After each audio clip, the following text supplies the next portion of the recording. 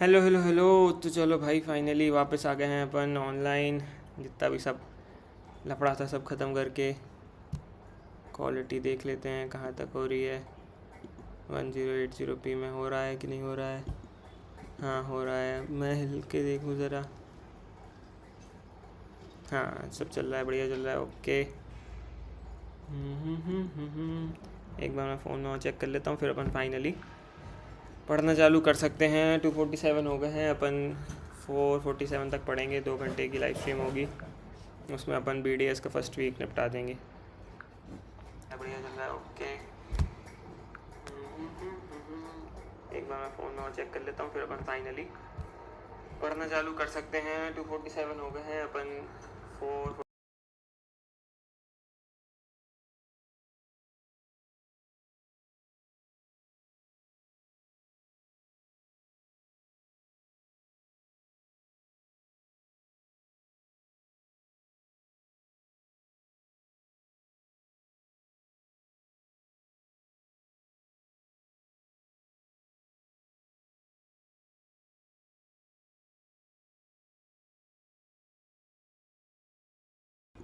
ठीक है, अब मैं इसको ज़रा वो कर देता हूँ। टुंग टुडुंग टुंग टुडुंग। लेट्स गो भाई, लेट्स गो। एक और बड़े ब्राउज़र का। टुंग टुडुंग। चलो, अब अपन को जाना है यूट्यूब पे। यूट्यूब पे जाके अपन को देखना है। हाँ, सब बढ़िया दिख रहा है। यूट्यूब पे जाके अपन को देखना है BDS IITM ऑनलाइन डिग्री। मेरी आवाज़ आ रही है सबको? सब कुछ क्लियर है? ओके। नाउ लेट्स गो भाई। BDS ऑनलाइन डिग्री का business data management.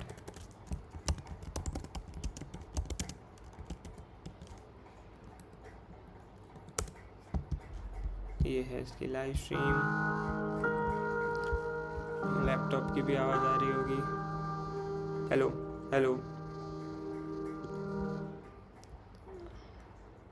Hello.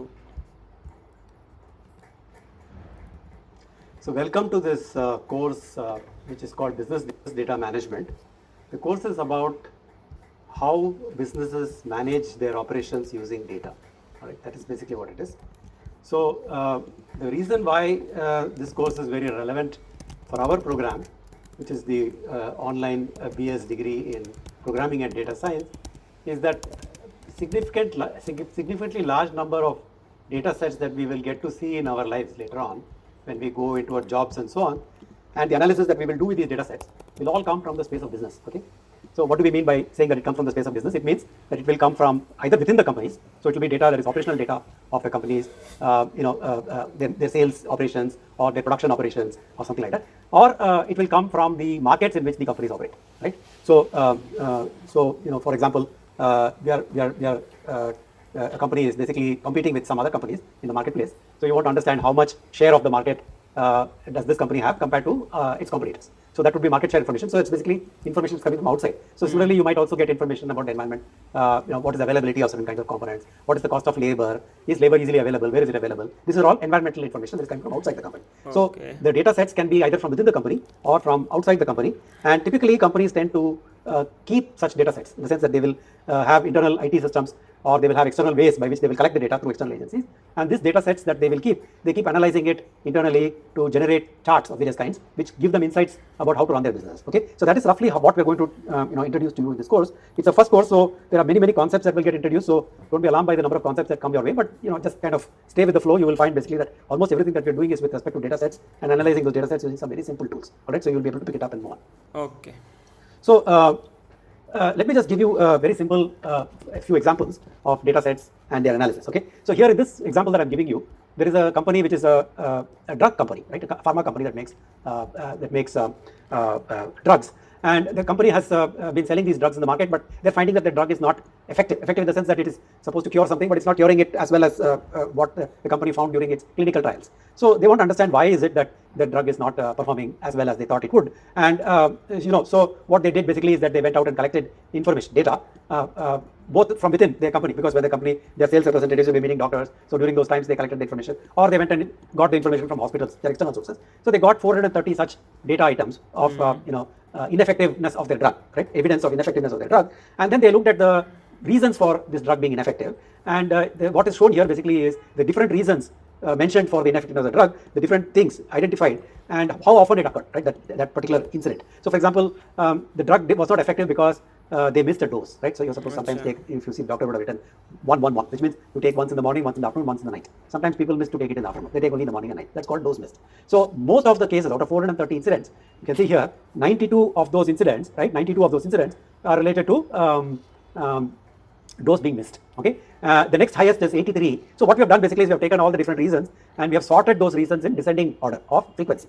So the dose missed is 92 times. Wrong time, right? Wrong time is basically instead of giving it after meals, you gave it before meals, for example. So that is wrong time. That was 83 times. Wrong drug means people mistook. Many times, the drug names are very similar. So you will see the name and then you will think that this is the drug, but actually you would have misspelled it. One letter would be changed or something and it will become a totally different drug. So like that, a wrong drug was administered. Or he said 2.5 milligram of the drug, maybe 5 milligram was given. So different dose of the drug was given. Like that, there were many reasons. Okay, so I'm not discussing all the reasons, but there are many reasons. But what is interesting to note here is that if you take the first 4 items, that is dose missed, wrong time, wrong drug, and overdose, these 4 reasons, they account for as much as so a 92 plus 83 plus 76 plus 59, you add that and divide it by 430, you get basically total which is quite high. Okay, it is almost 80%.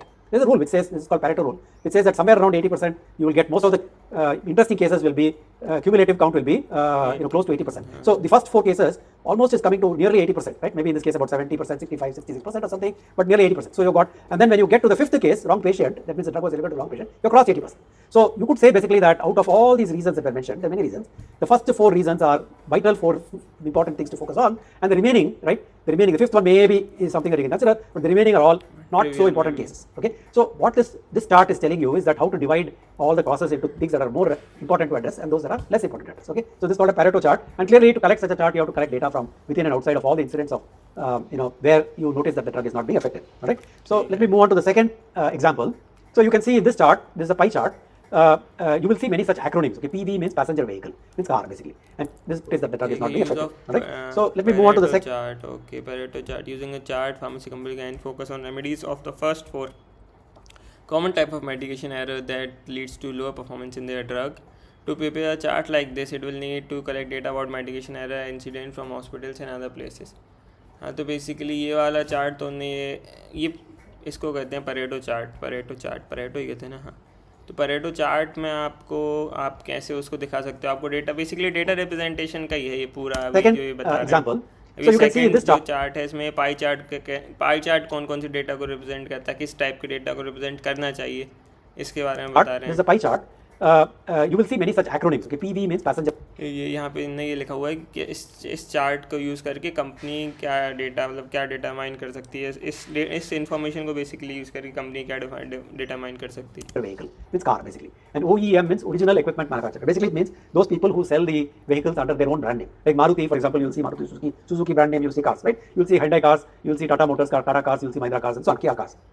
So those people who sell the cars under their own brand are called OEMs, or original equipment manufacturers. So this one takes in the quarter April to September 2022. It is saying of the total vehicles sold, how many were sold by Maruti Suzuki. So you see that Maruti Suzuki sold 41% of the total number of vehicles sold, and Hyundai was 14.7, almost 15%. Tata was 14.2, like that. Mahindra 8.7, Kia 6.8. So this diagram very nicely illustrates the market share. Okay, the share of market. That means how much of the market is occupied by Maruti Suzuki, how much by Hyundai, how much by Tata Motors, and so on. Now, why is this useful? It is useful because, for example, if you are Tata Motors, you can say, look, I am 14.2%. My next biggest competitor is Hyundai. He's only 14.7%.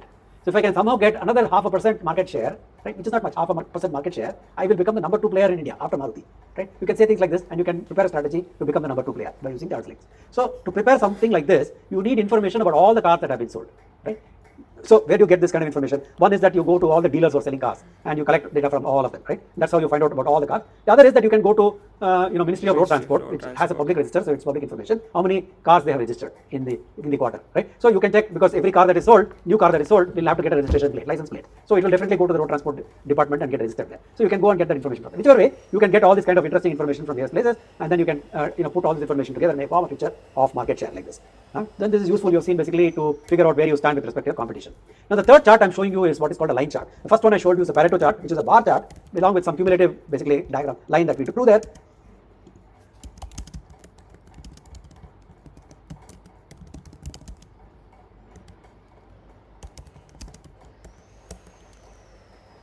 Trend chart is use. अब trend chart क्यों use करते हैं? देखो, Pareto अपन इसलिए use करते हैं ताकि आप उसमें different types of different reasons को आप कर सकते हो। पाई चार्ट आपको बेसिकली 100% किसी भी चीज़ को रिप्रेजेंट करना है अलग अलग सेक्शंस में, तो पाई चार्ट यूज़ करते हो। ट्रेंड चार्ट क्या होता है कि आपको 3-4 या 5-6 चीज़ें कंपेयर करनी है और उनकी लेवल्स कंपेयर करनी है, तो आप ट्रेंड चार्ट यूज़ करते हो। Right, so we saw that there was a bar chart, but in that bar chart we also drew a cumulative line, right, like this. So that basically line told you whether you cross 80% or not, right? The second one was a pie chart. This one is a line chart. Okay, so you're seeing basically lines being drawn. So here we are talking about a shop which sells electric durables, right? So they are selling basically many things, but of the things they are selling, 3 things are of high relevance to this shop. One is washing machines, which sells a lot, refrigerators and microwaves. So you can see that over years they have plotted it over time, right? So they have looked at the sales of microwaves, refrigerators and washing machines over time. So you see that washing machines used to be 1,520 washing machines were being sold at one time, but now in 2020 the number has gone to more than 2,000 washing machines. But refrigerator, it went down a little bit and then it went up again. Microwave went up a little bit and came down, and so on. So it looks like in 2018 people prefer to buy microwave instead of buying refrigerator or something, right? We have to understand, analyze. But anyway, these are the trend charts. Now why is such a chart useful? It is useful because the shop has to decide what are the equipments it will keep on display, right? Because shop is a small limited space it has. It has to use that space in the most effective way. Means it has to keep it has to keep the things that are moving fast, which means the ones that are selling more, those items it should stock in the store and display it. So in this case it can say that washing machines are an increasing trend, so keep more space somewhere near the entrance for washing machines, and then refrigerators may be the next space that you give, and microwaves you can put in the back and give it lesser space, something like that. And to do such analysis, the shop has to look at all the bills of all the sales it has made over several years. So 5, 6, 7, 8 years it has to look at all the bills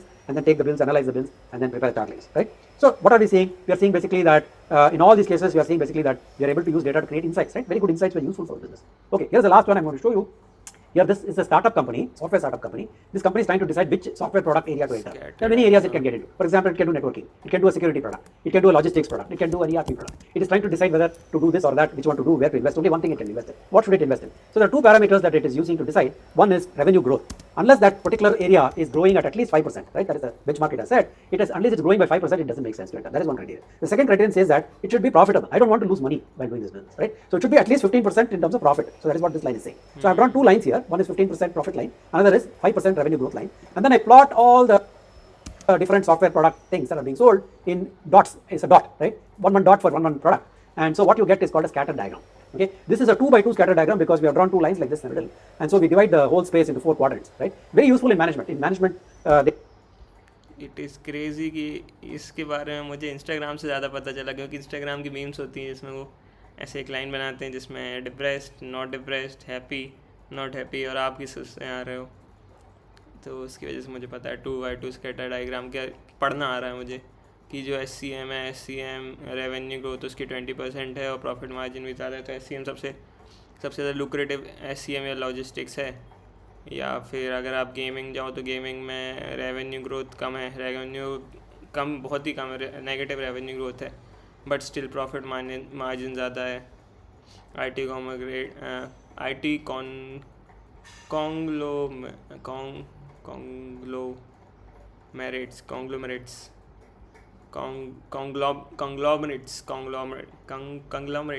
मैं क्या बोल रहा हूँ, ठीक है। Mobile industry में profit margin ज़्यादा नहीं है, बट रेवेन्यू ग्रोथ बहुत ज़्यादा है। तो it's a graph that shows you different aspect of it shows you 2 aspects in a same graph, which you can see कि अदर मतलब 2 x और y आपके जो 2 एस्पेक्ट्स हैं उनमें उनका क्या कॉम्बिनेशन, एक डेटा पॉइंट में उसका क्या कॉम्बिनेशन है। तो ये बहुत अच्छा है अगर आपको 2 चीज़ों को मतलब दो चीज़ों को वो करना, एक होता है प्रायोरिटी टाइम ग्राफ, होता है प्रायोरिटी टाइम ग्राफ की ये प्रायोरिटी ज़्यादा है, इसका टाइम ज़्यादा लगेगा, तो उसको आप मैनेज कर सकते हो। अच्छा है ये वाला They ग्राफ teach भी। you how to use these 2 by 2s to make some very important decisions. So in this case, if you're in this quadrant, it basically means that not only are you getting low profitability, but you're not getting any growth.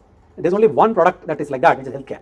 In this space, there is good profitability, but there's hardly any growth, like gaming, storage, and all are like that. In this space, you're getting growth, but hardly any profit. So networking, security, mobile, BI, and all are like that. And whereas in this space, you're getting both growth as well as profitability. So logistics and all is in that space. So the company can say basically that it's better, more worthwhile for me to spend my effort in building a product for supply chain management. SCM stands for supply chain management, or in the area of logistics and supply chain management are linked. So in that area, I should be able to product. They can think like this. So I illustrated 4 kinds of diagrams, right? This is a scatter diagram, dot plot in a 2 by 2 scatter diagram. Then we talked about line chart, we talked about pie chart, we talked about bar chart along with a line to show the cumulative values. These are 4 types of charts. We can ask where did the data come from for each of these. We saw the first chart, Pareto chart, the data came both from internal and external sources. The market share data is entirely external data. Trend chart of sales is entirely internal data. The shop is looking at its bills and making decisions. The scatter diagram is all entirely external data, right? It's collecting data of all the products that have been sold, what are their margins and what are their growth rates. So in order to make sure that you get a good understanding of feel for both these kinds of data sources, which means external data sources as well as company internal data sources, we are going to divide the course into 2 parts. The first part, which will be discussed in the first 4 weeks, we'll look at external data sources, and in the next part, which is in the next 8 weeks, we will be looking at internal data sources. Now obviously for internal data sources, you have to understand the company itself because this data is coming from within the company. So we are going to do the last 8 weeks in the form of case studies. I'll explain what those case studies are. There are going to be 4 case studies in the course, and each case study will expose you to a data set, a few data sets that come from within that company that we are studying, right? The case study. So that is how we are going to do it. Now in the entire course, whether we are doing external data or internal data, the only tool we will use is what is called a spreadsheet. Okay, you may have heard of spreadsheet. If you have not heard of spreadsheet, internal data or in that company, that पढ़ना पड़ेगा।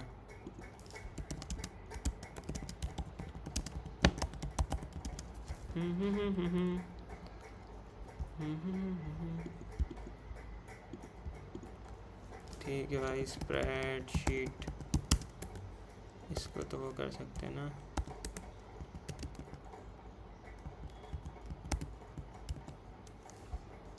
we are studying, right? The case study. So that is how we are going to do it. Now in the entire course, whether we are doing external data or internal data, the only tool we will use is what is called a spreadsheet. Okay, you may have heard of spreadsheet. If you have not heard of spreadsheet, basically Microsoft Excel, you'll remember Word, Excel, PowerPoint, all these Microsoft tools. Excel is a spreadsheet. Okay, so the equivalent in Google is Google Sheets. What I opened here is Google Sheets. I've shown you a picture here, which is Google Sheets. Okay, so you can do Excel, you can do Google Sheets, and there are other tools by other providers also which are similar. Tools which are all spreadsheets. They're all called spreadsheets, right? Broadly, they're called spreadsheets. Now a spreadsheet will basically have rows and it will have columns. In this case, the rows are employees. The columns are certain parameters that you have extracted from their resume. We will have a full case study on this later. I'm just giving you an idea of how data is organized. So you have taken from a resume various details. What is the name? How many years of experience? What is the appraisal score of this person? What are the skills that the person has? What key projects the person has worked on? What is the duration in the current role and when the candidate is likely to be available? Something like that. Okay. So this is a spreadsheet, and we will use various charts. We have already seen bar chart, line chart, and all the charts that we will create. We'll also create using the spreadsheet itself. So for example, Excel or Google Sheets allows you to insert a chart. Here what I've done is I pressed insert in this, and then I said chart, and I took the first 2 columns. I selected the first 2 columns of this, which is employee name and years of experience. And see, you just made a bar chart for me with employee name and years of experience. You made a bar chart. So like that, you can make charts yourself by taking the data sheet, which is in Excel or a Google Sheets, and then selecting columns from it and asking the tool, which is in this case the spreadsheet tool, to print represent, to draw a chart for you, which could be a line chart or a bar chart or a pie chart or a scatter diagram or any of the charts that we have already seen, right? So that is basically what we're going to do. So we will spend quite some amount of time teaching you Excel itself, because some of you may know Excel very well, some of you may not know Excel very well. For those of you who know Excel, you might still find this as a useful revision. For those of you who don't know, you can learn something about it. Okay, so we are going to actually introduce you to Excel, how it works, some of the key functions that we will use, and various things that we will be using Excel for to do the analysis. Okay, now in order to understand the external data sources, right? I said that we are going to do first 4 weeks, we are going to do external data sources, and the next 8 weeks will be internal data sources, 2 case studies. So to understand the external data sources, you need to understand the context in which the business operates, right? Any business operates in a context. This context is usually the language for the context and the idioms for the context, and the entire way in which the external context is structured and all is basically comes from the world of economics, right? The field of economics. So economics basically tries to understand how companies basically create things, how do they create value, how do they produce things, and how do they sell these things through a marketplace, to households, and how do households basically get employed by these companies, how do the households give capital for the companies to operate, these kind of flows, right, between firms on one side and households on the other side, all the flows that go on the companies in which tech do operate. Okay, so we are going to actually आपने देखा मेरे classic example of my ADHD कि मुझे एक Discord में message आया, मैं उसको देखने चला गया, मैंने ये छोड़ दिया, मैं इसलिए ही मैं लाइव स्ट्रीम करता हूँ बस इसी वजह से। कि मेरे को थोड़ी अकाउंटेबिलिटी तो रहे मेरे हाथ में कि तुम्हें सिखाना है भाई, तो तुम्हें सिखाने के लिए पहले मुझे सीखना पड़ेगा। और अब मैंने इसीलिए नोट्स भी, ऐसे मेरे को मेरे मैसेज बंद नहीं कर सकता यार, इसीलिए मैंने नोट्स भी खोल दिए हैं ताकि मैं जो वही सुनूँ, मैं वो लिखता जाऊँ, मुझे उससे फ़र्क नहीं पड़ता कि मैं नोट्स उठा के नहीं देखूँगा, बट अगर मैं लिखता जाऊँगा तो मैं एक्टिवली कुछ ना कुछ introduce पढ़ता you to हूँगा। Excel, how it works, some of the key functions that we will use, and various things that we will be using Excel for to do the analysis. Okay, now in order to understand the external data sources, right? I said that we are going to do first 4 weeks we are going to do external data sources, and the next 8 weeks will be internal data sources, 2 case studies. So to understand the external data sources, you need to understand the context in which the business operates, right? Any business operates in a context. This context is usually the language for the context and the idioms for the context, and the entire way in which the external context is structured and all is basically comes from the world of economics, right? The field of economics. So economics basically tries to understand how companies basically create things, how do they create value, how do they produce things, and how do they sell these things through a marketplace to households, and how do households basically get employed by these companies, how do the households give capital for the companies to operate, these kind of flows, right, between firms on one side and households on the other side. All the flows that go on is what economics studies, okay? And this flow is kind of a background. इसमें क्या क्या है देखो, economic, producer consumer exchange तो मुझे थोड़ा बहुत पता है। Household buys goods and services from firms, households offer land and labor to and capital to firms. The flow of these from one side to the other side is studied in economics. It is an excellent place to start if we are to understand the context of all the external data. Very basic introduction to key economic concept will be provided during the first 4 weeks. चलो भाई economics पढ़ेंगे, BTech में कर ही रहा हूँ, economics भी पढ़ लेता हूँ, ML भी पढ़ लेता हूँ, सारी चीज़ें पढ़ लेता हूँ, जैक ऑफ ऑल ट्रेड बन जाऊँगा भाई। ठीक है भाई, चलो।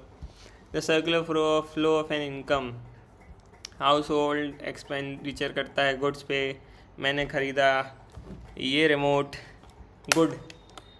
फिर उसके बाद वो फॉर्म में जाता है, फॉर्म कौन सी है, रेडियो मास्टर का रिमोट है भाई, 5,500 का, किसी को चाहिए वो ख़रीद लो मेरे से। नहीं, मैं नहीं दूंगा, मैं सीख रहा हूँ इससे ड्रोन उड़ाना।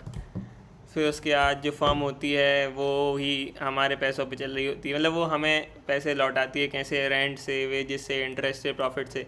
अगर आप एक वो इन्वेस्टर हो तो आपको इंटरेस्ट प्रॉफिट मिलेगा, अगर आप वर्कर हो तो आपको वेजेस मिलेंगे, अगर आप एक लैंडलॉर्ड हो जिसकी ज़मीन पे वो काम कर रही है फर्म तो आपको रेंट मिलेगा, तो वापस हाउस होल्ड में जाता है। फिर उसके बाद अगर आप हाउस होल्ड, ये इसने फॉर्म के बारे में बताया, अब वही उल्टा हो जाएगा कि हाउस होल्ड आपको लैंड, लेबर और कैपिटल देता है, जिसको आप गुड्स एंड सर्विस प्रोवाइड करते हो हाउस होल्ड को। ठीक है, the way of understanding firms and households and the अब इसको अपन एक काम करते हैं, स्क्रीनशॉट ले लेते हैं तुरंत से पहले। डिंग डिंग डिंग डिंग डिंग डिंग डिंग डिंग। ओ भाई, आई सो लव दिस मैक, क्या ही बढ़िया चीज़ बनाई है भाई, कुछ ना टेंशन ना वेंशन, 1 सेकंड में काम हो जाता है, खट खट खट इधर से उधर। अभी मेरे को विंडोज से स्क्रीनशॉट लेना पड़ता ना, ये जाती मेरी लेने में। information that comes from households and the information that comes from firms and so on, external data I'm saying, is very, very important for us to understand first before we get into data analysis, which is why there will be a very small introduction that I will be providing to you on economic concepts, very, very, very basic, okay? And it will just be 2 presentations that I will give you. With that you will get some understanding of economics, right? The economics is usually taught as a full course, but here we're just giving you a gist of it, just enough for you to understand the later, what all the things that we'll be talking about later. So how is the course structured? The first 4 weeks is about external data, as I said. Here what we will be doing basically is we will be taking household consumption data taken from some surveys. So there are 2 kinds of household data that we will be looking at. One is consumption data. What did they buy in the last month? That kind of data. And the second data is what is called household aspirational data. What would they like to buy? Because if you want to make a forecast of the potential market for some product or service, you need to know what people are likely to buy or more want to buy rather than what they already bought. Okay? And how do you go about carrying out your own custom survey? So we're going to introduce you to this chat GPT, which is in the news quite a lot, how to use that to generate a survey for if you want to do later on. BDM, business data management, is one of the courses in this program which has a project, right, a component, capstone project component. So when you get into the capstone project, you might want to generate a custom survey as we are telling you how to do, and go and administer the survey with your customer. अच्छा, chat GPT से household consumption data, what they have bought in the last month, household aspiration data, what would likely to buy, carrying out custom surveys, analysis consumption of data using Excel, determining the number of people who will buy 2-wheelers from the data set, determining the number of people who will take loans to buy 2-wheelers, using loan issue data to analyze the market for loans. Analyzing consumption data using Excel, and then we will tell you in this part of the course, we will tell you how to determine how many people are likely to buy 2-wheelers. How do you estimate that? by looking at the data sets. In fact, actually, we'll go beyond that and say, how do we find out how many people are likely to take loans to buy 2 years? How do you find out, right? How do you estimate that? And we are also going to basically study the loan market a little bit so that you get an understanding of how to use data sets to understand external data to understand certain things like the market for loans in this case. The first case study we will do is based on an e-commerce company, right? A Flipkart-like company, let us say. So this company, when we look at the data sets from that company, you will find basically, you will understand how e-commerce works. You will understand how to analyze the sales of the e-commerce company by in terms of the number of things sold, different categories of things, which is selling, which is not selling, and so on. And from that, you can determine using Pareto, as I already discussed. Pareto, we will be able to use Pareto to figure out which products to focus on, and then we will be figuring out how to distribute these products to customers. And specifically, in order to distribute it, you got to store those products in the warehouses. So how do you organize the warehouse so that you can respond to customer needs in a much better way? We will be using 2x2 scalar diagram. Okay, so this is what we will do in the first case study. In the second case study, which is a manufacturing case study, we are looking at a company that makes automotive gears. Okay, so every car basically has a number of components. One of the components basically is the gear set, right? So the axle, inside the axle also will be gears, and there'll be for changing, you'll change the gears, right? To change the speed of the car and all that, you'll be changing the gear, right? तो ये first 4 weeks का बता रहा है, second 4 weeks का बता रहा है, सेकंड 4 वीक्स का बता रहा है ना, क्योंकि internal data source by 4 case studies. हाँ ठीक है. Such gears are being made by this automotive company. So through this case study, we will understand how manufacturing industry works. We will understand how to make projection of the production volumes that you have to plan for based on the sales and market data. Then we'll tell you how to plan the production and how to improve the efficiency of operations, reducing wastage, improving utilization, improving the plant capacity, and so on. And when do you buy materials? Because every manufacturing plant needs to buy materials. If you don't have materials, you cannot produce. And if you buy materials, if your stock of materials runs out too quickly, that also is a problem. So if you buy too early, also it's a problem because you have locked up a lot of capital. So buying materials at the right time is very important. And you got to store.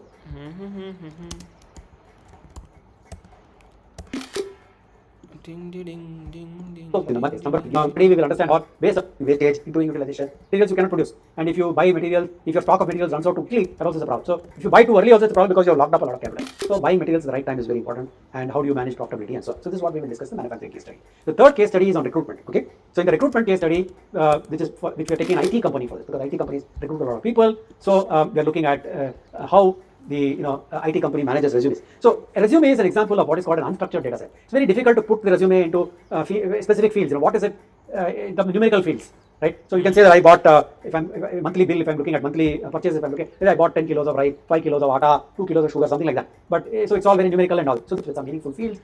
External agency for recruitment, or they will consider, or can you a job portal or something like that, try in it, or hints of so that company industry works. One case study that we will be discussing is the financial services case study. It comes from a payment company, right? A company basically like PayPal or Paytm or something like that. These are all payment companies. So we will understand how the payment industry works. And in this case, we are talking about what is called new product introduction. This payment company is trying to introduce a new product. This product is called buy now, pay later. Nowadays, you can see this by BNPL, buy now, pay later offers from many people. So this company is considering introducing like this a new product. And in order to introduce this product, it has to look at existing payment data to figure out which customers to target the BNPL product. Okay, and then they have to decide, how do you nudge the customer to adopt, right, your product. So they have some basically, so there is a way of testing whether a certain method, whatever intervention you're introducing to nudge or whatever, whether that is working or not. And that method is called A/B testing. So we will introduce to you this method called A/B testing, and we will tell you how to analyze whether this A/B testing is working or not. So you can see that there are many very interesting business-like concepts that are being introduced in the course. Firstly, through theory, which is the first 4 weeks, is more about some concepts in economics, learning Excel, looking at consumption data sources, analyzing it, that kind of thing in the first 4 weeks. And the next 8 weeks will be 4 case studies. Go deep down into 4 different types of companies and look at the data there and do some analysis. And hopefully, we are not going to exhaustively cover everything, but hopefully you will learn enough tricks here to be able to learn other things on your own and apply it when you get into a job. Okay, thank you. ठीक है भाई, first वो हो गया अपना. अभी कोई देख रहा है क्या? कोई देख रहा है क्या? ठीक है, फर्स्ट तो ऐसा कुछ खास था नहीं. ये सेकंड, अब इसमें अपन कैसे बनाए इसका.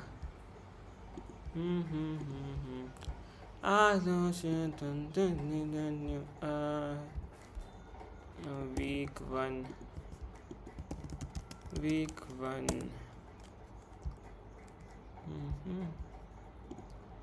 वीक 1 में आ जाते हैं. डेट है अपनी 12 सितंबर. चलो अपन वीक 1 के जितने भी वीडियोस देख पाएंगे 4-15 तक वो ख़त्म करके फिर उठेंगे. Start of segment 2, introduction to economics part 1. So in this segment, I'm going to introduce to you some very basic concepts in economics. What is the subject of economics about? Why do you need to study economics? And the idea of what is called a circular flow in economics. So this is what I'm going to introduce to you in this course. Now, why do we need to do economics, study economics at all? The reason is that in order to understand what companies do and the kind of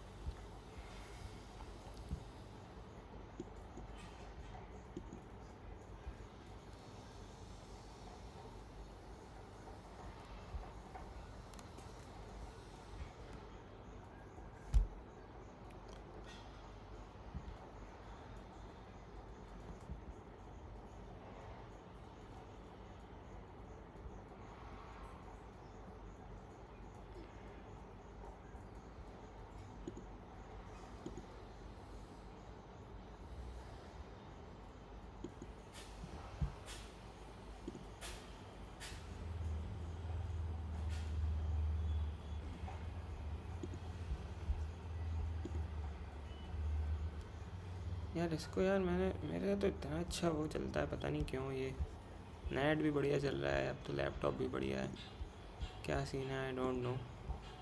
इसको मैं करूँगा बाद में, but still चलो अभी तो इसको pause कर देते हैं और क्या चलते हैं। Consumption with other parameters, like for example price, inflation, just overall price increases of several things. These things basically, again, economics gives us some idea. And if you look at the data in trade of goods and services, what does the information about trade tell us? So you can compare economics in some sense to physics, right? So physics basically what it does is it tries to create a world view, a picture of the world. And in order to create a picture, for example, you want to study if I apply a force to an object, what will happen to that? You want to understand that. So of course you can experiment and you can do all these things.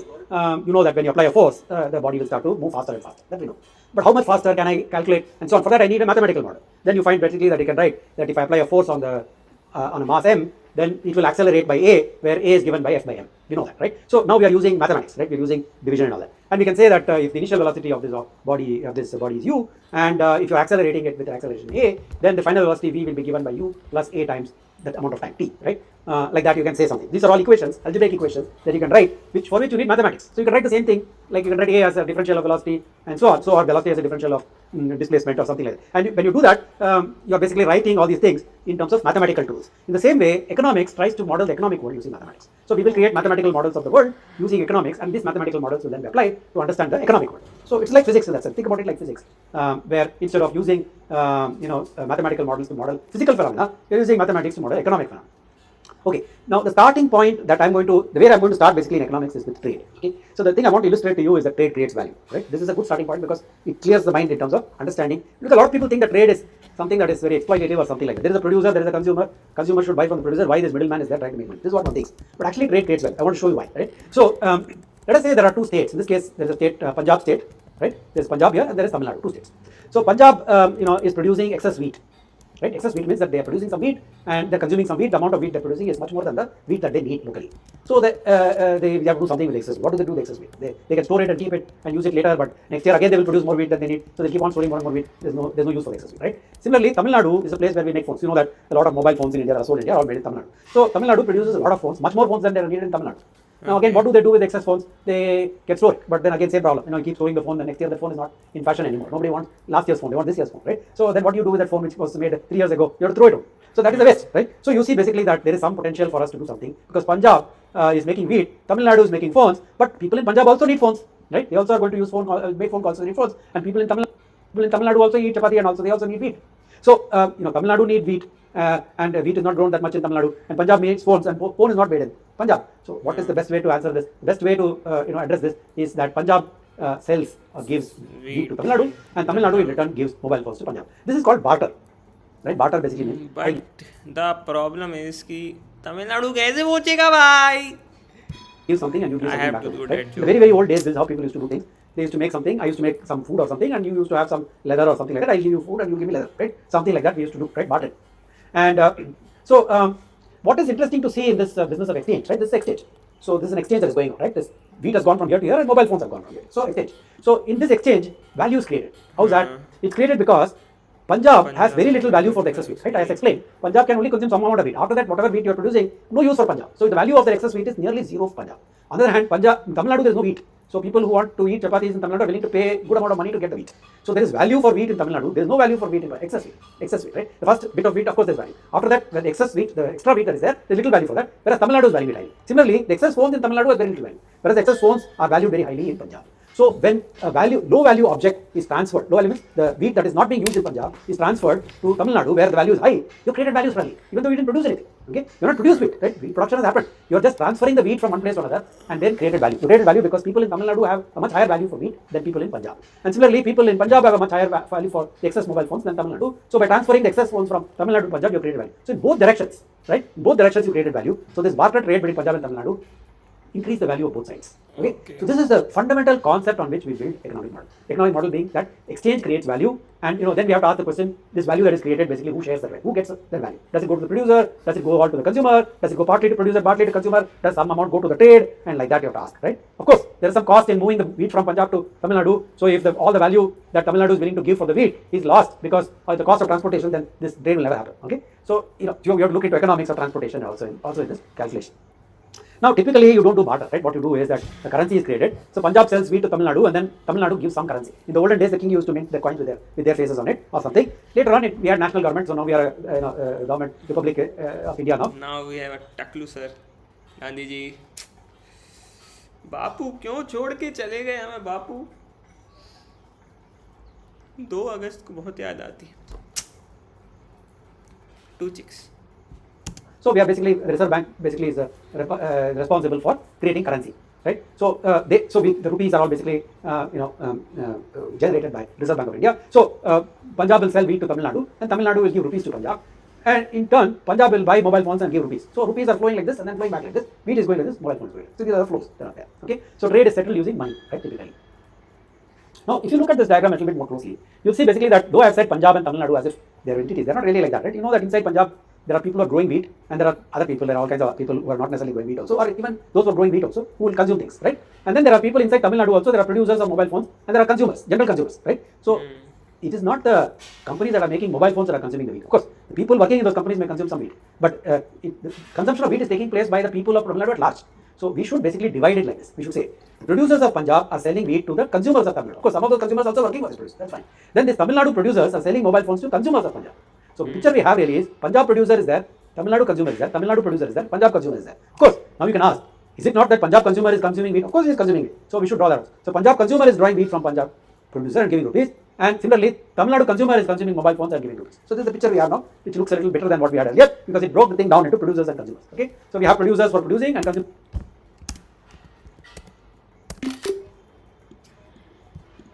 But you see that producer is not necessarily selling here, in this case at least, not selling to each other, and consumer is not doing anything with each other. So these two diagonals are empty, whereas all the arrows are like this, right? So one could think, why don't we reorganize this in a better way? rather than saying Punjab and Tamil Nadu, of course, Punjab, Tamil Nadu, some trade is going on. But rather than saying Punjab, Tamil Nadu, can't we put all the producers on one side and all the consumers on the other side? That might be a different picture, more interesting picture maybe. And this is what economics does. Okay, it puts all the producers together. So you have Punjab producers and Tamil Nadu producers have come together, which means Punjab producers, this one, and Tamil Nadu producers, this one. These two come together, and Tamil Nadu consumers and Punjab consumers have come together. So they come together. And I put them all in a big box. This is called the producer box. This is called the consumer box. The producer box is selling wheat and mobile phones to consumers.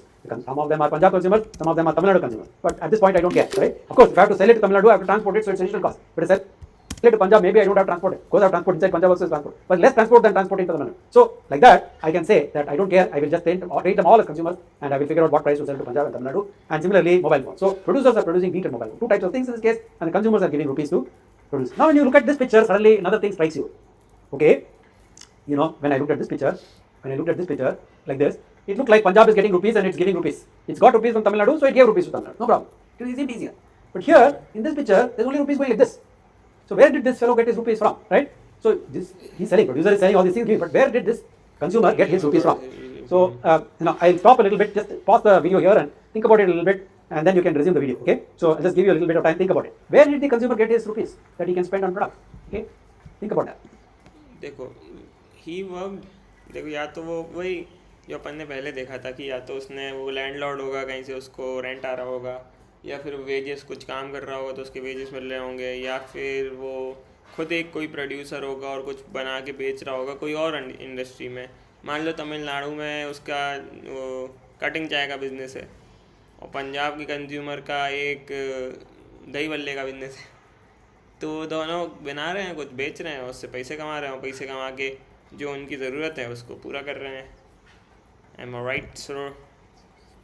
Okay, so if you have thought about it, you will find basically that the consumer is getting the rupees because they work for the producers, right? Clearly, they get employed by producers. Producers can't do anything without three things. One is land. They need land. Why do they need land? Farm needs land to grow things. A factory needs land basically to put up the factory. Second thing they need is labor. They need to employ people. Farm needs a lot of people to to sow the crop, to reap the crop, and to clean the crop and all that, right? And the third, and to maintain the crop. And then they need money, right? They have to buy materials. They have to buy equipment. They have to do all that. So for that they need capital. So where does the land, labor and capital come from? It comes from consumers. So a consumer might choose to give land on lease or rent or something like that. So they get rent from that. Then they go and work in factories. So because of that they get paid. So they get wages from that, and they may give capital, right? So they may lend money to the company and they get interest on that. So they may get interest on capital. They may get rent on land, and they may get wages. So three forms of income flows back. So this flow shows basically that the consumer is providing land, labor and capital to firm and getting rupees. That rupee they are spending on producers and buying products. So this seems to be a circular flow that makes sense. All right.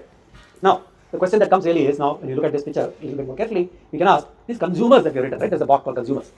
Who are they, right? Are they individuals? Now, some things individually we buy, like for example, mobile phones we buy individually. But many things that we don't buy for ourselves, we buy for our own house. Like if I buy rice or wheat or sugar or something, I'm buying it for my house. Then my house will cook it, and then everybody in the house will eat the same thing. Similarly, if I've rented a house, then that house rent is basically meant for all the people in the house. It's not for me, right? So there are many things that we buy in the house or consume in the house, which are not only for ourselves but for everybody in the house. Which is why the unit of consumption in most economic models is basically a household, right? A house, and not an individual, because it's very difficult to disaggregate consumption at the individual level. So that's why they do at the level of households. So what I've done is, previously I had consumers, I changed consumers to households. Okay? So on this side I have households. And easier to enumerate also. What I will do basically is I will go around to house by house. Every house has an address and all. I go to the house, knock on the door, go inside, ask them questions, how many people are there in your house, what do you buy, what did you buy last month, and all. They will tell me what they bought, right, in the house. So that is a method of doing a survey, house by house. Similarly, if I look at this side, the producer side, there also there's some color comes, right? Because, households or individuals or whatever don't go to a company. If I want to buy wheat, I don't go to a farmer and buy the wheat. Normally, right? Some people might, but normally we don't do that. Similarly, if I want to buy mobile phones, it's not like I walk to Foxconn factory and click on the door and try to get the phone from the factory. The guy will not even sell it to me. He'll say, I can't sell it. So there's no way to get the phone like that or wheat like that. Where do we go? We usually go to a shop. If I want to buy a mobile phone, I'll go to a mobile phone shop or I'll buy it online. If I want to buy wheat again, I will go to a shop, grocery shop or something and buy the wheat. Right? That's why I do my purchase. Atta I will buy from someplace. So it is not the producer who is actually directly giving to the household. There is an entire ecosystem of intermediaries. Right? The producer will sell it to somebody called a wholesaler. So wholesaler will then sell it to a retailer. Right? So this guy has got godown, depot and all that, and he sells it to a retail store, a small shop, kirana shop or something, and the household buys it from the kirana. So you have this intermediary called trade, right? Retail trade and wholesale trade, and this guy is basically the one who is actually making contact with the household to sell. Similarly, on this side, when I look at the land, labor and capital, normally I don't go to a company and give land. My land, if I have a large piece of land, some real estate company might take the land from me, buy the land, or may take the land from me on a long lease, or we may have a joint development agreement, and then they will make that land into something usable by a factory, right? That can be done. Similarly, capital also, I don't go and give directly to company might raise money from directly from the stock market and I might invest in it. That's possible. But most of the times what we're doing is we are putting our deposit in a bank, which is a financial institution, and the bank is basically lending money to the company.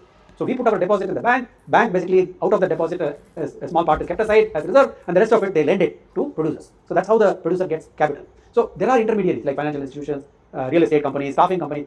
I will show you later a chart in one of the later segments. I'll show you a chart where we'll see basically that most of the staffing is not directly by the company, but via temporary staffing agencies, right? So the people actually go and work for the staffing companies who then place these people in the companies. That's the way it works. So the intermediaries like this and like this are very important for making all these transactions happen. So what we do is we typically call all these things as firms. That's the name, right? Firm. We call them firms. So retail firms, wholesale firms, factories, financial banks, all are firms, right? So we have different types of firms. So the entire ecosystem of all the organized things that are there that make that give products and services to households and employ them and take the capital and make use of it. All those things basically they're all called firms. So you could have even more interesting things. Like for example, if you take producers, it's not like it's a one single box. I've shown it as a box here, but it's not a box. I'm just showing you an example, of a car company. A car basically consists of many parts. You know that it has an engine, it has tire, it has seat, it has some electronics, some entertainment system or something, and it has windshield glass and all that, right? Many other components are there. Now there are different companies. Engine is made by different company. Tire is made by tire company. So Apollo is a company that makes tires. MRF. You see the ads right on the television. There are seat companies, separate companies that make seats. There are companies that make electronic systems like Panasonic, Sony, and all make electronic systems. There are companies that just specialize in making windshield, right? So there are different companies making these parts. And if you take something like a windshield, it needs glass sheet, it needs adhesive, which comes from silica. For seat you might need plastic. For tire you might need rubber. For the chassis and engine and all you need steel. So there are companies that make steel. Like Tata Steel is making steel and giving it to automotive somebody who's making engine, who's then giving it to somebody else, like that. So there's a whole supply chain, whole value chain of companies that are involved in order to get the final car out into your hand. So this basically shows that though I have put one box there saying producers, that one box basically can be blown up into a large number of many different types of firms.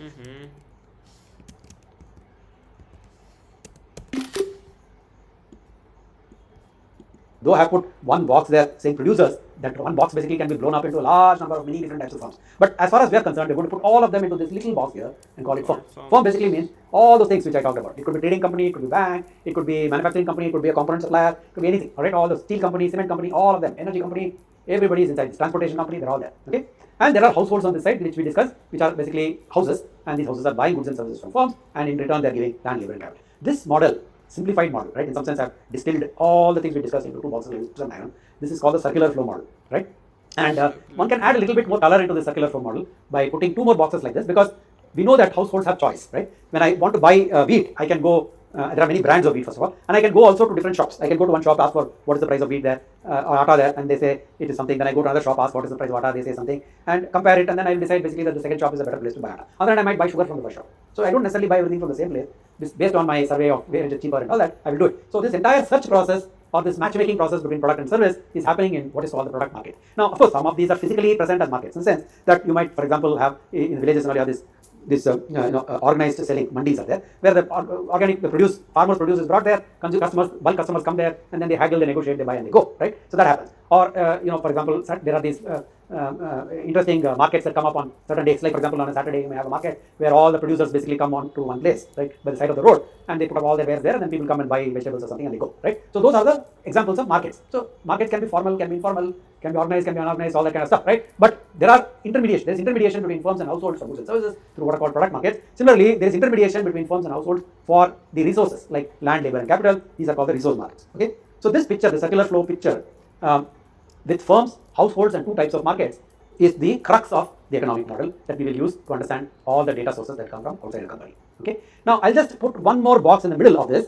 called the government. So you can ask, why is there a government? What is the role of the government? The answer is that the government basically regulates all these things, activities, through the means of various things. Like one thing that the government has to do is to give license to firms to operate. It cannot just allow anybody to start producing anything. It has to check that the firm has the ability to do it, it's following the norms correctly, its financials are right, it's not cheating customers and so on. It has to check the quality of products that are coming out from this firm. And those areas, those activities are called public goods, right? All those services that the government is giving. Like it might decide that it makes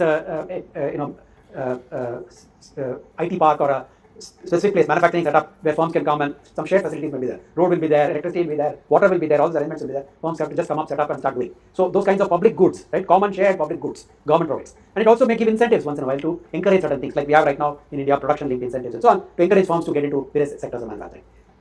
In turn, the government collects taxes from firms. Two kinds of taxes. One is sales tax, which is now called goods and services tax, GST in India. The other tax is income tax. So the profit that the company makes, part of it you have to pay to the government through taxes. Similarly, the government also gives a lot of public goods and services to households.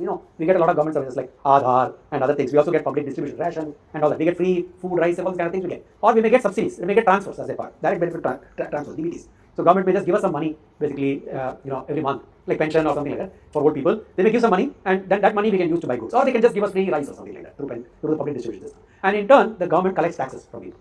Okay, so the government basically regulates this system by using incentives and transfers and collects taxes basically to do its operations. This is the role of the government. So this gives you a broad, very simple picture of economics, what it is all about. In the next segment, I'm going to discuss the micro model, right? The underlying basis of these markets. How do these markets work through demand and supply, right? That's what I'm going to discuss in the next segment. Before I do that, one should understand that somebody may have in their mind this doubt. We have seen government actually running companies, right? So there are these things called public sector enterprises. So, for example, we have in the defense sector, all the manufacturing is done by the government itself. We have State Bank of India, which is a government bank. We also have private banks. ICICI Bank is a private bank. The government, there is Indian Oil Corporation, which is basically, it's a government petroleum company. And then Reliance is a private petroleum company. So we have both government and private operating. So it's what is called a hybrid model. So sometimes the government may choose to, because they find that certain areas it's not possible to do public goods and incentivize firms to do certain things. So government itself decides to get into it, like BSNL does telecom or something like that, right? So you can do that. Government can decide to set up its own firm, which is called public sector. On the other side, no it doesn't. भाई BSNL अब नहीं करती आपको. BSNL को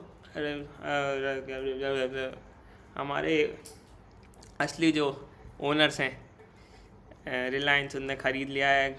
उनके सारे जो बड़े बड़े 5G के जितने भी टावर्स थे सब खरीद लिए गए हैं, सब लीज पे ले लिए गए हैं, ताकि BSNL को धीरे धीरे चोक कर दिया जाए और अब मोनोपोली बन गई है. और ये सब चीज़ें मैं क्यों बोल रहा हूँ, जबकि मैं वैसे इकोनॉमिक्स ही पढ़ रहा हूँ, तो I can talk about this, but ठीक है अभी नहीं करते. Government is also a big consumer of things, right? So defense is a great example where the defense consumes so many things. Government also, officers of government, they need various things. They need energy, they need they need to consume raw material and so on. So the government is also a consumer, right? So government is a producer sometimes, government is a consumer most times. So we should view the government not only in terms of the taxes it collects and the incentives and public goods that it provides, but also in terms of government being a producer or consumer. Sometimes you say producer, consumer of last resort in some sense, producer of last resort. Because others are not doing it, government gets into it and does it. Okay. So with that, we come to the end of this segment.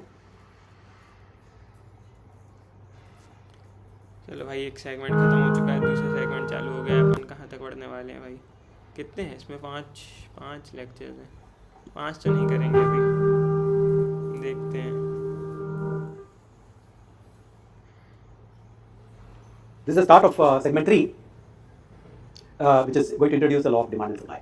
Okay, so in the previous segment, which is the introduction to economic segment, I explained to you the circular flow model, where it comes from. Started from the idea of trade, then we said that we should reorganize it so that we can put all the producers on one side, the consumers on the other side, and look at producers itself in terms of various kinds of things that they do. Besides production, you have to transport the product, you have to store the product, and other side, when you have to collect money from customers, you need banks and so on, which are intermediate between deposits of customers and loans that the company will get and so on. So all this put together, you get this category called firms, and in this side you get this category called households, which basically is an aggregation of all the people in one unit who are consuming similar in some sense, right? All the people in one house, they're all buying things together, right? They're not buying individually. Some things they buy individually, but most of the things they're buying newspaper, milk, rice, grey, all these things, most of the things like that they're buying together. So we said we put households on one side and firms on the other side, and we said that the firms basically interact with the households via product markets, whereas the households basically provide to the firm resources like land, labor, and capital through the resource markets. So this is the picture that we drew. We called it the circular flow model because there's a flow, right? Firms basically by selling products and services to households, they're getting money.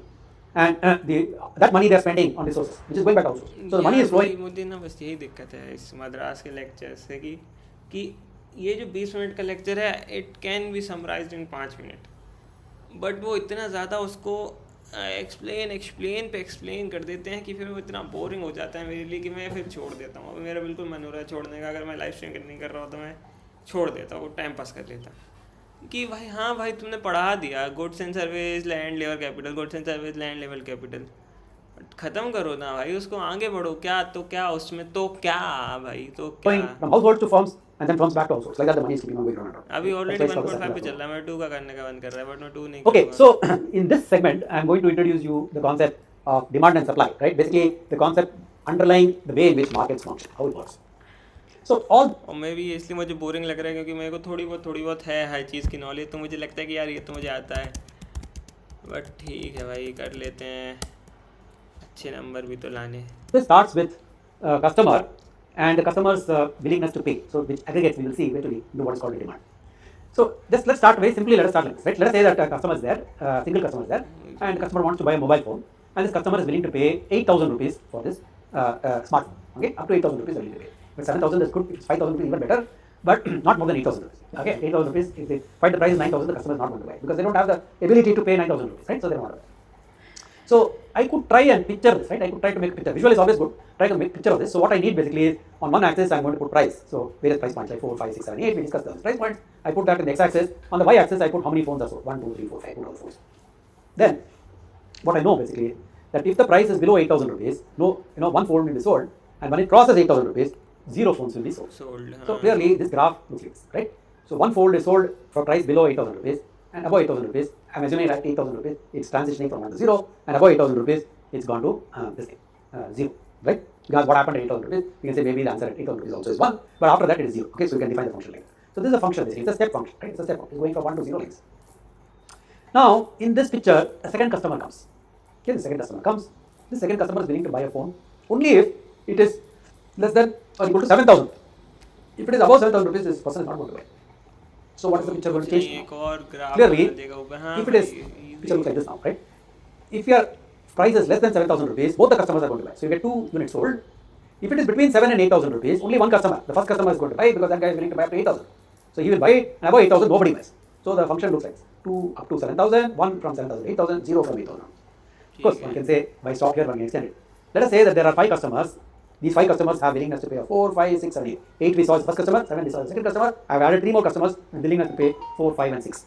Now, this business that we are saying that there are 4, 5, 6, 7, 8 kind of willingness to pay is what is described in statistics we already studied as a distribution. You might ask, here I put 1, 1, 1, 1, 1, so it's uniform distribution. But what if 4 had 1, 5 had 3, 6 had 10, 7 had 4, 8 had 2 or something, then we'll get some distribution. And we can appropriately use that to create this demand curve. But right now I'm assuming it's 1, 1, 1, 1, 1, which means uniform distribution. I mean it's basically all the people have, they're only one customer of each type. Okay?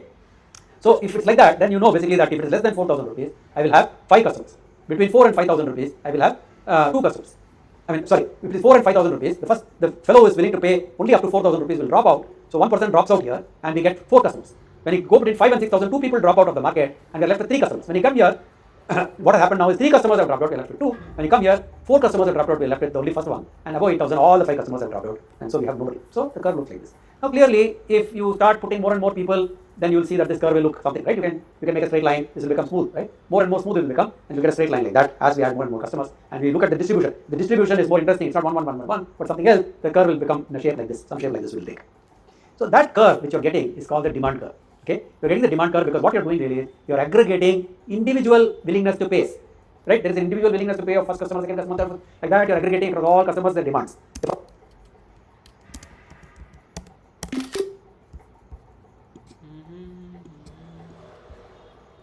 First customer's demand is that demand function we saw, right? He will be willing to buy if it's less than 8,000 rupees. So demand function is a step function. Second person's demand function is another step function. So you added all these step functions, you got this. Okay? If you add many of them, it will become smooth. Like that. Now, one can say, in the case of mobile phones, I understand, it is a step. Aggregating across all individual willingness to pay, demand curve. Okay? You're getting the demand curve because what you're doing really is you're aggregating individual willingness to pay. Right? There is an individual willingness to pay of first customer, second customer, third, like that. You're aggregating across all customers their demand. Second person demand function. Now, one can say, in the case of mobile phones, I understand, it is a step function. What about wheat or something like that? It doesn't look like it will be a step function. Okay? You get what is called a demand schedule, right? You get something like this. So, here how we understand it basically is, the customer is saying that if you give me 10, if you give me 10 rupees per kilo wheat, I will buy 20 kilos. So clearly the customer seems to have a budget for wheat in his mind. He's got total income in a month, out of which he has said I will spend 200 rupees on wheat or something like that. So if you give him for 10 rupees, he will be willing to buy 20 kilos of wheat. So 20 to 10, 200 rupees. On the other hand, if you give 11 rupees a kilo, 200 rupees may he can only accommodate 18 kilos of wheat. 12 rupees a kilo, only 16 can be accommodated, something like that, okay? So, as we keep increasing the price, the amount of wheat that the person is willing to buy at that price, at 15, he is willing to buy only 13 kilos of wheat. So, the amount of wheat that the person is willing to buy at different prices keeps changing, right? So, we have different, so it's not like 0 and 1. If you give me at less than 8,000 rupees, I'll buy it. If I don't, I'll not buy it. 0. Here is not like, here there's a quantity and you're saying as the price keeps increasing, the quantity keeps decreasing. So, how do I picture this? way to picture this, I can say, let me put the price like this, 10, 11, 12, 13, 14, 15. Here, let me put the quantity like 13, 14, 15, 20. And each of these points I can plot. So 10 is 20, so there will be a point here, presumably, like that. So I can plot. So for 10 there is 20, for 11 there is 18, like that I can plot all the points. So that gives me some points. If I really want to understand, of course, the price can be between 10 and 11. Then what do? I interpolate. So I join these two with a straight line. I join these two with a straight line. I can keep joining lines and I get this picture. So this graph, this picture, demand curve in some sense, tells you for different price points. This is one customer now. Okay, we are not aggregating many customers. Single customer. It's saying for a single customer for different prices, what is the quantity? So this is the graph for what was the step function graph for a single unit like mobile phone. This for the step function graph has become a graph like this for one customer. And each customer will have a graph like this. So just like we added the step functions, we have to add these graphs now. Okay, that's what we have to do. Alright, to get the demand. So what you observe here basically is that you can read this both ways. When the price rises, right, when the price rises, which is going down this table, then the demand goes down. But I can also read it the other way. There's nothing which says that it should go like, can go like this. If the price decreases, if I decrease the price, quantity will go up. So if I go like this, quantity will go down. If I go like this, quantity will go up. So both ways I can read. There's no directionless. Okay, that's how one has to understand. In other words, I can go either like this in the start or I can go like this in the start. There's no directional start. There's no arrow in the start. Okay, you can go this way or you can go that way. Right? That's the demand versus price. This is called the demand schedule. This is called the demand graph. Right?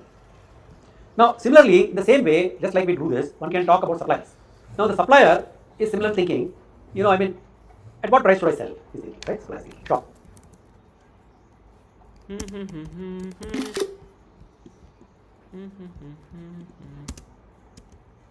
Now, similarly, in the same way, just like we do this, one can talk about suppliers. Now, the supplier is similar thinking.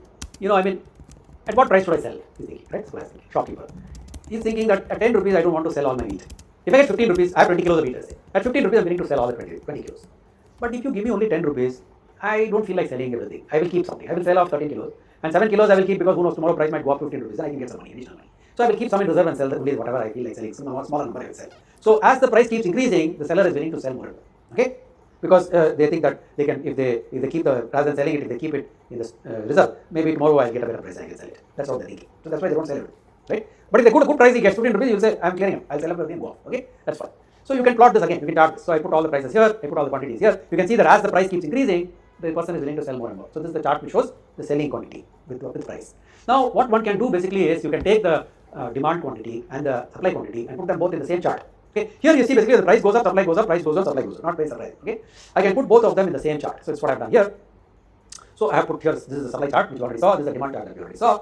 There's only one customer, there's only one supplier. Okay, there's only a single customer and a single supplier, but I have put that single customer's demand over here and that single supplier's demand over here, quantity over here, and I put the price, same price, right? Price is common, and against the price I put the demand and supply. So you can see that when the price goes up, the demand goes down and the supply goes up. When the price goes down, the demand goes down, the demand goes up and the price goes down, the supply goes up. So suppose you are here at this point, at this place, basically at this price, right? At 11, you get a very high demand, but you have no supply. You have no supply, right? You have very high demand. You have a lot of people asking for the product at that price, willing to buy that product at that price. But there is nobody who's, the shopkeeper is not willing to sell, right? So he's only willing to sell some number, like think small amount here. So what happens basically is that it will start slowly, the thing will start to move like this. It will start to move like this, right? And similarly, if you're here, somewhere here on this side, 14, you'll see basically that at this point a lot of goods, the shopkeeper is willing to sell a lot of wheat, but nobody is willing to buy the wheat. So the shopkeeper will say, look, nobody is buying the wheat, I must reduce the price. Here, what they're saying basically, the people are willing to, the shopkeeper is, if 11 rupees, the shopkeeper is finding a lot of demand, shopkeeper is saying, so much demand is there, why am I keeping my price at 11 rupees, I should increase the price. Here he's saying, I will reduce the price. So they're basically, the price is either moving, both ways it will move and eventually it will end up here. This is called the equilibrium price. Okay, so in this case, you can see the equilibrium price is between 12 and 13, and the equilibrium quantity is between 15 and 16, right? So that is where the two curves intersect, and this price, at 12.5 rupees, everything that the seller is willing to sell, the buyer is willing to buy, so the market, we say, is clear. Cleared means, so the seller, of course, the seller has maybe 20 kilos, he's keeping some, but whatever he brought to the market, he cleared, right? He wanted to sell, he was able to sell, and the buyer also, whatever they wanted to buy, they were able to buy at that price. So market is cleared at that price. There is no shortage of excess at that price. So that's why it's called the equilibrium, okay? And things move to the equilibrium.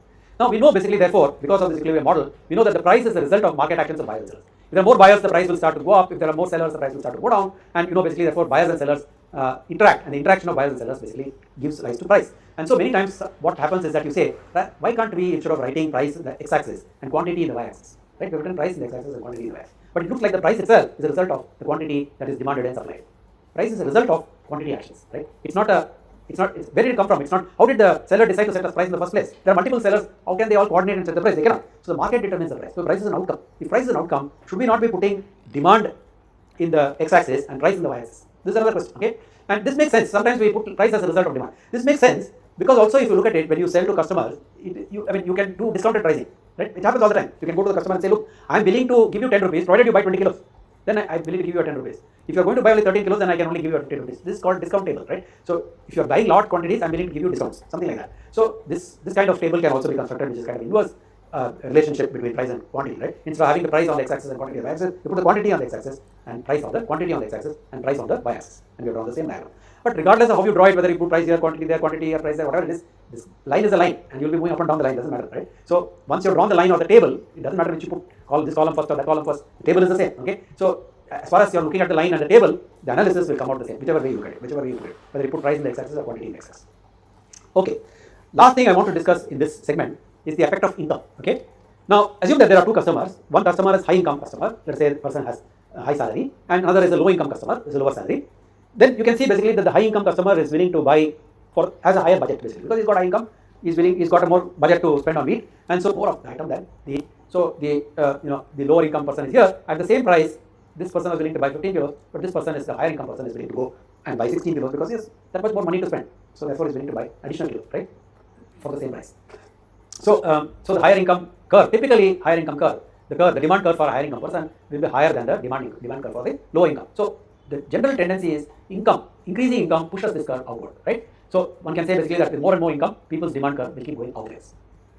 This will happen. This tracing happens because there's not just one good. There are other goods, like there are substitutes. So people can eat. I need to eat. The reason I buy wheat is because I want to eat chapati or something. That's right. So I could eat wheat. I could buy wheat, make it into atta, and then make chapatis out of it and eat it. Or I can buy rice, cook the rice and eat it. These are two ways. So maybe my preference is for rice, not wheat. I like to eat rice more than wheat. In fact, actually, tendency in India is that people are consuming more rice than wheat and all. So more income basically might mean that if I have more income, I'm earning more, I might decide to replace wheat with rice. When I have less income, I can't afford rice, so I eat wheat. That could be possible. In which case, wheat is called an inferior good. Okay, it's called an inferior good. I mean, it's not necessarily. I'm just taking an example. It's not that wheat is inferior thing. I'm just saying that if at all it turns out that people switch from wheat to rice when their income goes up, then wheat is called an inferior good compared to rice, right? I'm not therefore saying that wheat is inferior, rice is superior or something like that. Okay? Just saying that this example that you've taken, it could swap. It could be that people replace wheat by rice. So in that case, what happens basically is that the curve looks like this. So the higher income curve actually becomes lower than the lower income curve, right? If you saw this curve, what we saw is the higher income curve is higher than the lower income curve. Here what happened, the higher income curve went below the lower income curve. Why did it go below? It went below because the person with higher income decided to drop wheat and move rice. That's why it went below, okay? So such a good is called inferior. So it's very important to understand firstly whether the good is a normal good as it's called or an inferior. If it's an inferior good, then you should not apply the principle that increasing income will push the curve outward, right? Increasing income, if it's an inferior good, it may not have, it may push it the other way. But generally, most of the time, you will find basically that increasing income pushes the demand curve outward. In rare cases like this, you might find that certain goods are substituted out for better goods, okay, and they're called inferior goods. All right, with that little bit of introduction to economics, which is understanding the circular flow and understanding the demand and supply that happens in the markets, I think you have some language that will allow you to understand most of the context with which we'll be speaking about things in this course. So that's the end of this segment.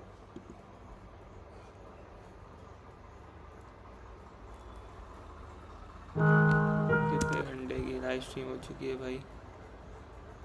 How many hours?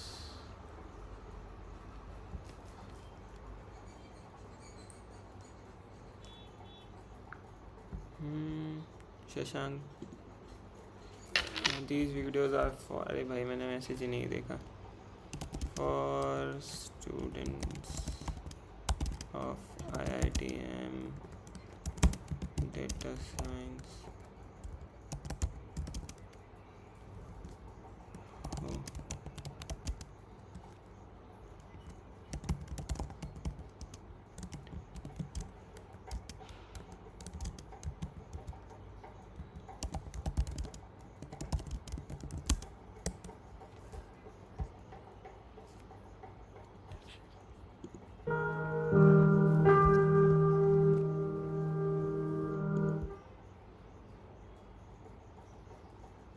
Segment 1, Introduction to Excel.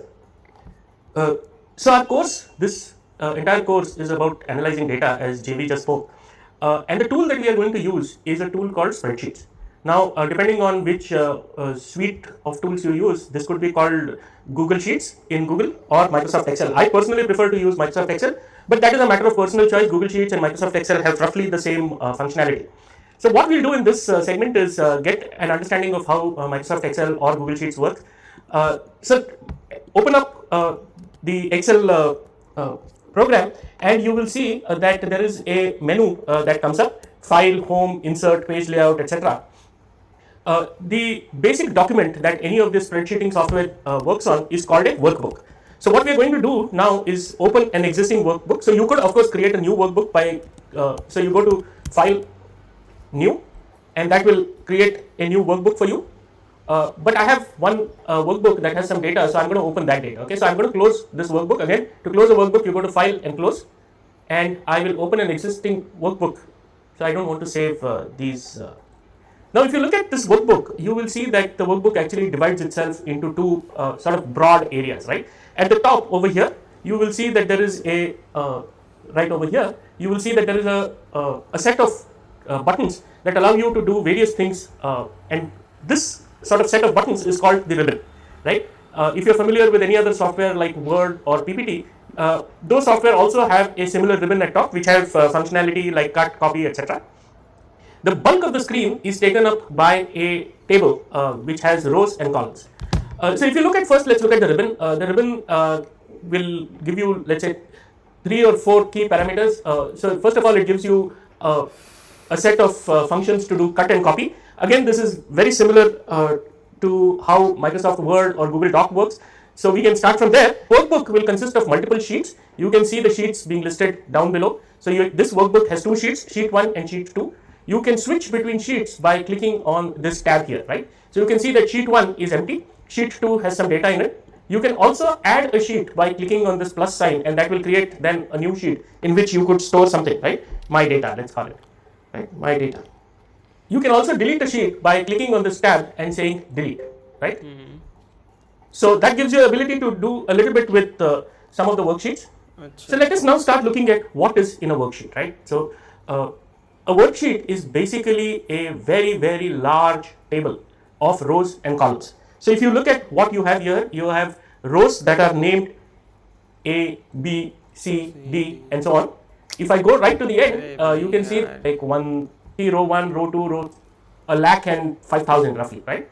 Now, if you're wondering how I'm jumping right to the end of the sheet, control right arrow will take you to the last column, control left arrow will take you to the first column, control down the sheet, you can pick which is the correct cell that you're working on by navigating either with arrows, which is what I'm doing now. So I'm going down one row by cell by just clicking on it, called cell E4. And why is it called E4? I have cell wanted to store text or a text 4.2. You could store percentage. So I could store something that will allow you to decide how to present. Cell will assume that it is a decimal number. It is not. Let me go back. If I said decreased decimal, instead of showing it as 4.00, note that increased decimal you cannot do on a number that is on a data that is being displayed as general. So let's go back. 0. There is 0.20. Increase the number to the nearest integer. The decimal once again displayed as 11. And this, a lot of the data that we are going to talk about is about costs, about prices, data that I have. Okay, and it will be now. This data is the marks of the students in a class that I'm teaching, right? This class, this course is a joint course between the computer science department and the electrical department. Students have a roll number, so 030s. How do I know that I have 30 students? If I just select all of these, right? So what am I doing for selecting? I can press shift and down arrow and it's selecting multiple cells, okay? The moment I do that, something interesting begins to happen, right? If you look at this down here, right? You can see this function here, it is counting the number of selected cells. Okay, numbers are numbers and therefore you can get other data. Right now the data is not of interest to us, but let's look at, it doesn't make sense to add up roll numbers, right? It's also showing me the sum of all roll numbers, but the sum of all roll numbers is not data that we are interested in. So let's ignore it for now. If you now, instead of this, let us go to the department. So each student has a department. The department could be electrical or computer science. Now let's select this department, right? And if we select this, you will see that now you don't see any sum or average. You're only seeing the count. And why is that? Because this is text data. Summing or doing an average represents one student. So same way, okay, school notice board or your college, total number of marks in physics, which is in cell D2, plus her marks in D2, the number that you're going to put here, or telling the spreadsheet, I'm not going to give you the number to put in this cell. I want you to compute the number that you're going to put here, right? And if you do this, you can see that you've got the marks for the student in, the sum of the marks that she's got. Now let's repeat this for she's got 50. D4 plus E4. Can do. They can compute the data in a cell based now, and that is a very painful thing, right? So something interesting happened. Formula, and I could paste it to do this painfully for every cell. I could copy this formula and I could paste it in the next formula, right? Now notice something interesting happened. What happened? This formula was C4 plus D4 plus E4. When I pasted the formula that I got was C5 plus D5 plus E5, right? So it is not really exactly the same formula, but it's doing what I wanted, right? It's now giving me the sum of marks for student number 4 in the next segment. About this in the next, this is called relative referencing, and we'll study more about this in the next segment. The other thing that we could do, of course, is I would also want to know what is the average marks that a student has got in maths, right? Now, one simple way to do that is to select all the marks in maths, and now you can see that I have selected 30 data points.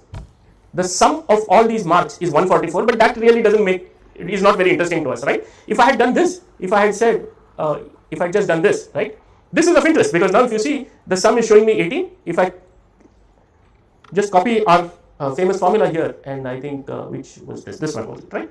Yeah, so the student does indeed have 18 marks, right? And you can see that if I just select his 3 marks, you can see the sum here is 18.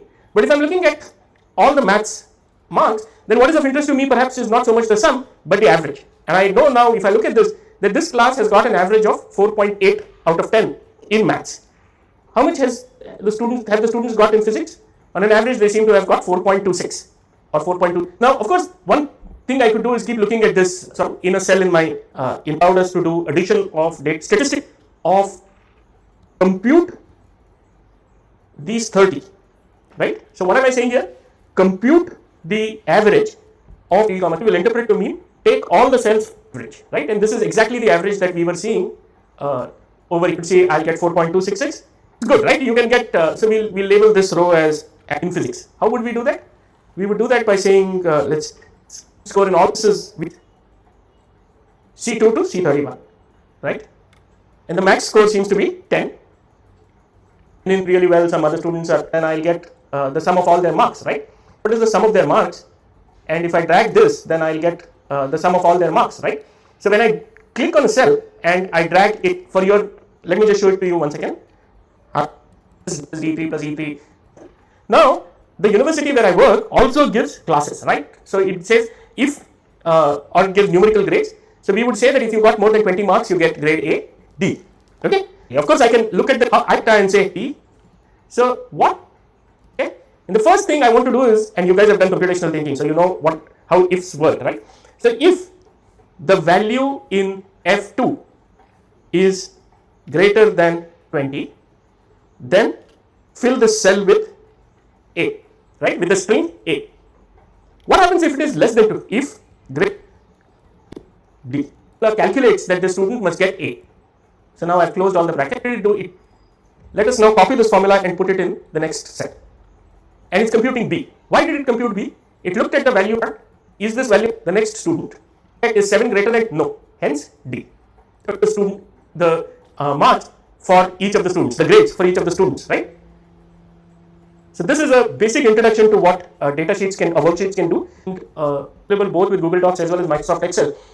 Please learn to play around and see how you can do some more interesting things with Excel. The bulk of the computation in this course is going to be done with Excel. So the more conversant you get with Excel, and the sooner you get conversant with Excel. चलो भाई ठीक है, finally हो गया है. देखो अब अपन ने पढ़ लिया है 1-1.5 घंटे, जितना भी बड़ी लाइव स्ट्रीम हुई है. अब मैं जा रहा हूँ, कुछ काम वगैरह करूँगा, टाइम पास करूँगा.